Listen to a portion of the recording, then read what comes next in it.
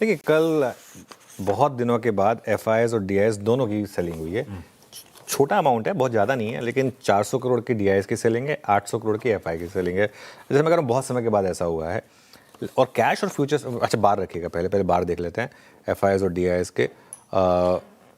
छोटी सेलिंग है, बहुत ज़्यादा नहीं है। परसों तो बाइंग भी हुई थी, लेकिन एटलीस्ट वो 16 जुलाई वाला 4200 करोड़ वो वाला मामला नहीं है कम से कम।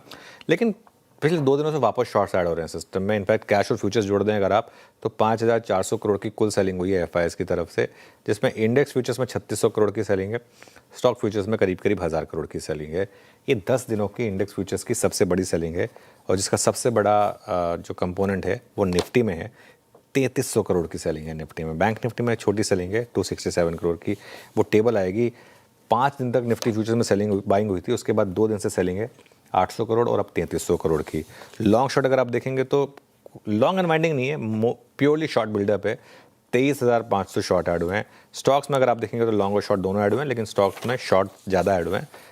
लॉन्ग शॉर्ट रेशियो एफआईआईज का वापस अब हम 8.13 पर आ गए हैं। मेरे ख्याल से ये सीरीज़ की शुरुआत में भी हम यहीं थे मोटा मोटी, और 2,51,700 शॉट हैं।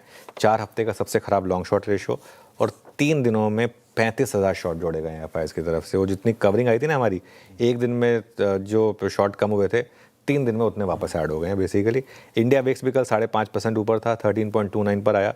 एक अच्छी चीज़ है कि पुट कॉल रेशियो अब हमारे कंफर्ट जोन में आ गया है 0.84, और आज अगर मार्केट थोड़ा और गिरा और अगर ये 0.75 तक आ जाए तो वो आपके लिए थोड़ा सा एक रिलीफ फैक्टर होगा।